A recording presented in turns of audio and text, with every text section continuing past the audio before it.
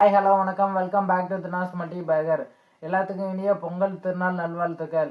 தை பிறந்தா வழி பிறக்கும் அப்படின்னு சொல்லிட்டு ஒரு ப்ராவர்ப் தமிழில் இருக்குது. ஸோ அது மாதிரி இதுவரை நீங்கள் வந்துட்டு இன்வெஸ்ட்மெண்ட்டை ஸ்டார்ட் பண்ணல அப்படின்னா இதுக்கு மேலே இன்வெஸ்ட் பண்ண ஆரம்பிங்க.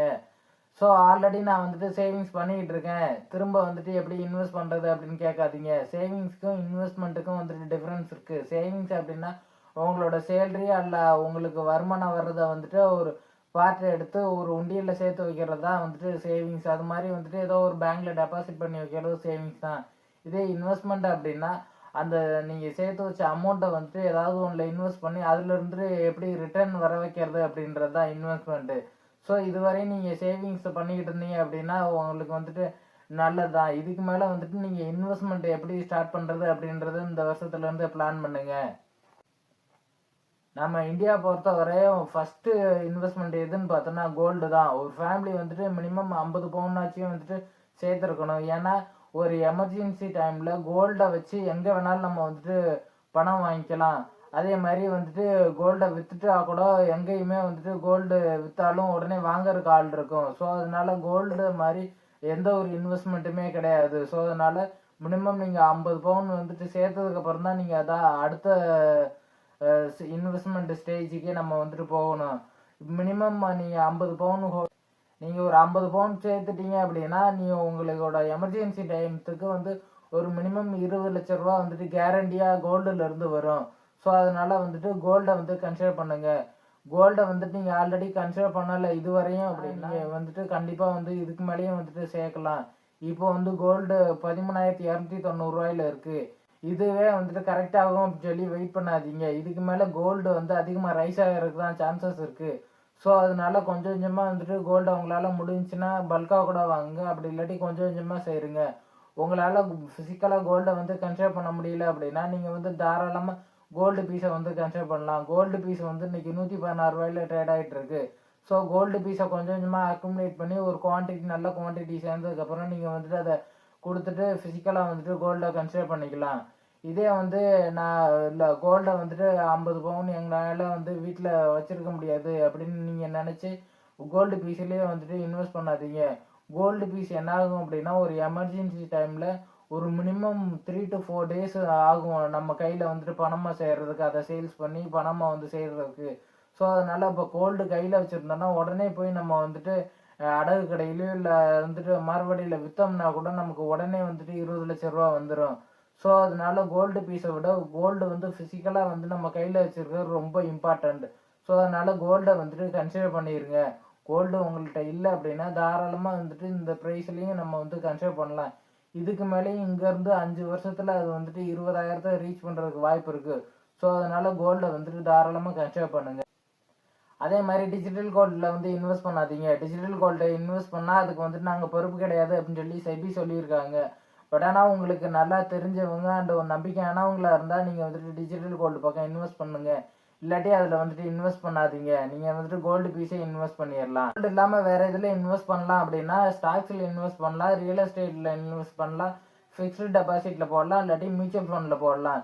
இந்த 4 ஆப்ஷன் இருக்குது. இதில் வந்து ரியல் எஸ்டேட் வந்து இப்போதைக்கு ரொம்ப பூமாக இருக்குது. ஸோ அதனால் ரியல் எஸ்டேட்டில் போட்டிங்க அப்படின்னா அதில் வந்துட்டு பெருசாக எந்த ஒரு ரிட்டர்னுமே வர்ற மாதிரி இப்போதைக்கு சான்சஸ் இல்லை. ஸோ அதனால் ரியல் எஸ்டேட்டை வந்துட்டு அவாய்ட் பண்ணிடுங்க. ஸ்டாக்ஸில் இன்வெஸ்ட் பண்ணலாம் அப்படின்னு பார்த்தோன்னா இது வந்துட்டு ரொம்ப ரிஸ்க்கு. எப்போ எந்த ஸ்டாக் வந்துட்டு கரெக்ட் ஆகும், எப்போ எந்த ஸ்டாக் வந்துட்டு லிஸ்ட் ஆகி போண்டி ஆகும்னு நம்மளால் சொல்ல முடியாது. ஸோ அதனால் வந்துட்டு ஸ்டாக்ஸில் இன்வெஸ்ட் பண்ணணும் அப்படின்னா நீங்கள் வந்துட்டு அதை பற்றி நல்லா தெரிஞ்சுக்கிட்டு அதுக்கடுத்து இன்வெஸ்ட் பண்ணுங்கள். ஆனால் இதில் கிடைக்கிற ரிட்டர்ன் வந்து எஃப்டி அண்டு மியூச்சுவல் ஃபண்டில் கிடைக்காது.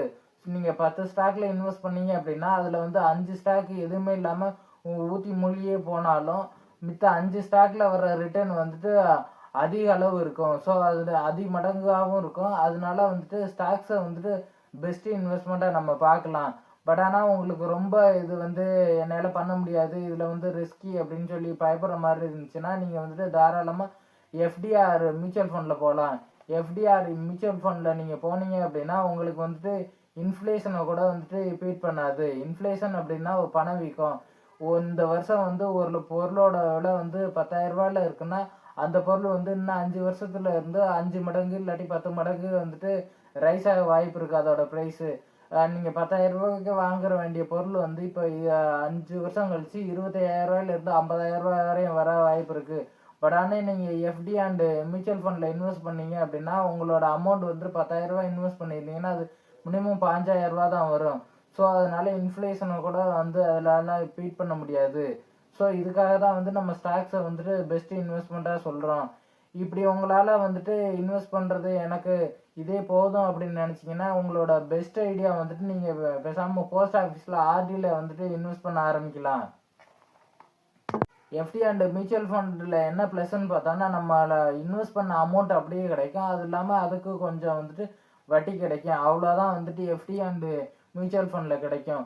நீங்கள் பெஸ்ட்டு வந்து ஆர்டியில் இன்வெஸ்ட் பண்ணுறீங்க அப்படின்னு வச்சுக்கிட்டோம்னா நீங்கள் வந்துட்டு எவ்வளோ இன்வெஸ்ட் பண்ணுறீங்களோ அதுக்கு வந்துட்டு மாதம் மாதம் இன்வெஸ்ட் பண்ணுற அமௌண்ட்டு ப்ளஸ் ஆர்டியில் நீங்கள் இன்வெஸ்ட் பண்ணிங்கன்னா அதுக்கு ஒரு 6% அப்படின்னு சொல்லி கால்குலேட் பண்ணி ஒரு அமௌண்ட் வந்துட்டு வரும்.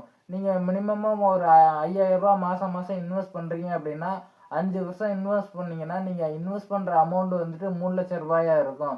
அதே டைம் வந்துட்டு உங்களுக்கு இன்ட்ரெஸ்ட்டாக வந்துட்டு 50,000 சில்லறையாக வரும். ஸோ டோட்டலாக வந்து உங்களுக்கு 5 வருஷம் கழிச்சு 3 லட்ச ரூபாய் இன்வெஸ்ட் பண்ணீங்கன்னா 3.5 லட்ச ரூபாய் அவங்க கையில் வரும்.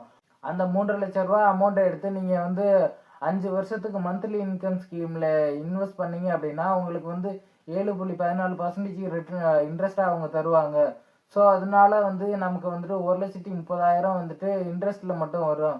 ஸோ நம்மளோட ஆக்சுவலாக இன்வெஸ்ட் பண்ண 3.5 லட்ச ரூபாவும் சேஃபாக இருக்கும். அது இல்லாமல் வந்து இன்ட்ரெஸ்ட்டோடு சேர்த்து 4,80,000 வரும். ஸோ இந்த 4,80,000 10 வருஷத்தில் நமக்கு வந்துட்டு தாராளமாக கிடைச்சிருக்கும். இப்போ வந்து இன்னொரு ஆப்ஷனும் நம்ம ட்ரை பண்ணலாம். என்னன்னு பார்த்தோன்னா மந்த்லி இன்கம் ஸ்கீமில் வந்துட்டு 2,150 ரூபா வருது இல்லையா, அதையும் எடுத்து நீங்கள் வந்துட்டு ஆர்டிலே இன்வெஸ்ட் பண்ணலாம். ஸோ அதில் நீங்கள் வந்துட்டு அந்த வர்ற இன்ட்ரெஸ்ட்டை வந்துட்டு நீங்கள் 5 வருஷத்துக்கு அப்படியே வந்து இன்வெஸ்ட் பண்ணியிருந்தீங்க அப்படின்னா அதில் உங்களுக்கு 23,000 ரூபாய் வரும். ஸோ நீங்கள் வந்துட்டு ஆக்சுவலாக இன்வெஸ்ட் பண்ணது வந்துட்டு 10 வருஷத்தில் 3 லட்ச ரூபாய் இன்வெஸ்ட் பண்ணியிருப்பீங்க. உங்களுக்கு வந்து ரிட்டர்னாக வந்துட்டு 2 லட்ச ரூபா வந்திருக்கும். டோட்டலாக உங்களுக்கு வந்துட்டு 5 லட்ச ரூபா வந்துட்டு கையில் இருக்கும் 10 வருஷம். ஸோ இதுக்கு என்ன பண்ணணும் அப்படின்னா நம்ம வந்துட்டு மாதம் மாதம் கன்சிஸ்டண்ட்டாக 5,000 ரூபா டெபாசிட் வந்துட்டு ஆர்டியில் போடுறீங்க. அடுத்ததாக வந்து அதை எடுத்து அப்படியே வந்துட்டு மந்த்லி இன்கம் ஸ்கீமில் இன்வெஸ்ட் பண்ணுறீங்க. மந்த்லி இன்கம் ஸ்கீமில் வர்ற இன்ட்ரெஸ்ட்டையும் நீங்கள் வந்துட்டு ஆர்டியில் இன்வெஸ்ட் பண்ணுறீங்க. இப்படி இன்வெஸ்ட் பண்ணியிருந்தீங்க அப்படின்னா நீங்கள் வந்துட்டு 3 லட்ச ரூபா 5 வருஷத்தில் இன்வெஸ்ட் பண்ணது வந்து 10 வருஷத்தில் வந்து உங்களுக்கு 5 லட்ச ரூபாய் மாதிரி கையில் இருக்கும். ஸோ இது வந்துட்டு பெஸ்ட் ஐடியா. உங்களுக்கு வந்துட்டு எந்த ஒரு சிரமமும் இல்லாமல் உங்களோட நீங்கள் இன்வெஸ்ட் பண்ண கேபிட்டலும் வந்துட்டு கையில் இருக்கும். அது இல்லாமல் உங்களுக்கு இன்ட்ரெஸ்ட்டாக வந்துட்டு 2 லட்ச ரூபாய் வந்துட்டு கையில் வரும். ஸோ இது வந்துட்டு பெஸ்ட் ஐடியா. இதை வந்துட்டு மியூச்சுவல் ஃபண்டில் நீங்கள் அணைஞ்சு தெரிஞ்சு இது அதுன்னு சொல்லி சர்ச் பண்ணி நீங்கள் போடுறதுக்கு நீங்கள் வந்துட்டு டேரெக்டாக போஸ்ட் ஆஃபீஸில் இன்வெஸ்ட் பண்ணிடலாம். இதான் வந்துட்டு பெஸ்ட் ஐடியாவாக இருக்கும் உங்களுக்கு. இல்லை நான் ரிஸ்க் எடுக்க தயாராக இருக்கிறேன், நான் வந்துட்டு ஸ்டாக்ஸ் பக்கமே போகிறேன் அப்படின்னு சொன்னீங்கன்னா இப்போதைக்கு நம்ம கன்சிடர் பண்ணுற ரேஞ்சில் இருக்க 10 ஸ்டாக் பேரை வந்துட்டு நான் சொல்கிறேன். இதில் இன்வெஸ்ட் பண்ணீங்க அப்படின்னா மினிமம் நீங்கள் வந்து ஒரு 10 வருஷம் ஹோல்ட் பண்ணீங்க அப்படின்னா அது ஒரு மல்டி பேக்கராக மாறுறதுக்கு வாய்ப்பு இருக்குது. அந்த மாதிரி ஸ்டாக்ஸ் தான் சொல்கிறேன். ஸோ இதை வந்துட்டு நீங்கள் தாராளமாக கன்சிடர் பண்ணலாம். ஃபஸ்ட்டு என்னன்னு பார்த்தோம்னா ஐடிசி. இந்த ஸ்டாக் வந்துட்டு 334 ரூபாயில் ட்ரேட் ஆகிட்டு இருக்கு. இந்த ஸ்டாக்கை நீங்கள் வந்துட்டு தாராளமாக கன்சிடர் பண்ணலாம். மந்த்லி 1 2 அப்படின்னு சொல்லி கன்சிடர் பண்ணுங்கள். பல்காகவும் இன்வெஸ்ட் பண்ணாதீங்க. அப்படி இன்வெஸ்ட் பண்ணீங்க அப்படின்னா ஃபியூச்சரில் வந்து நல்ல ரிட்டர்ன் வரும். ரெண்டாவது என்னன்னு பார்த்தோன்னா டாடா மோட்டர் கமர்ஷியல் வெஹிக்கிள். இந்த ஸ்டாக்குமே வந்துட்டு 435 ரூபா சம்திங்கில் ட்ரேட் ஆகிட்டு இருக்கு. இந்த ஸ்டாக்கே வந்து தாராளமாக கன்சிடர் பண்ணலாம். அதே மாதிரி அடுத்தது இதுலேயே டாடா மோட்டர் கமர்ஷியல் வெஹிக்கிள் மாதிரியே டாடா மோட்டர் பேசஞ்சர் வெஹிக்கிள் இருக்குது. அதுவுமே வந்துட்டு 300 சில்லறையில் தான் ட்ரேட் ஆகிட்டு இருக்கு. இந்த ஸ்டாக்கையும் வந்துட்டு நம்ம தாராளமாக கன்சிடர் பண்ணலாம். இதுவுமே வந்துட்டு ஃபியூச்சரில் நல்ல ரிட்டர்ன் கொடுக்கும். ஃபோர்த் ஒன்று என்னன்னு பார்த்தோன்னா HDFC பேங்க். இந்த பேங்க் வந்துட்டு 925 ரூபாயில் ட்ரேட் ஆகிட்டு இருக்கு.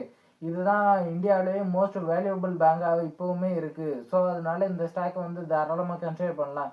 இது வந்து 1000 ரூபாய் கீழே இருக்க வரையும் இந்த ஸ்டாக்கை வந்து கன்சிடர் பண்ணலாம். ஃபிஃப்த் ஒன்று என்னன்னு பார்த்தோன்னா விப்ரோ. இது வந்துட்டு one of the favourite IT ஸ்டாக்ல இப்போவுமே இருக்குது.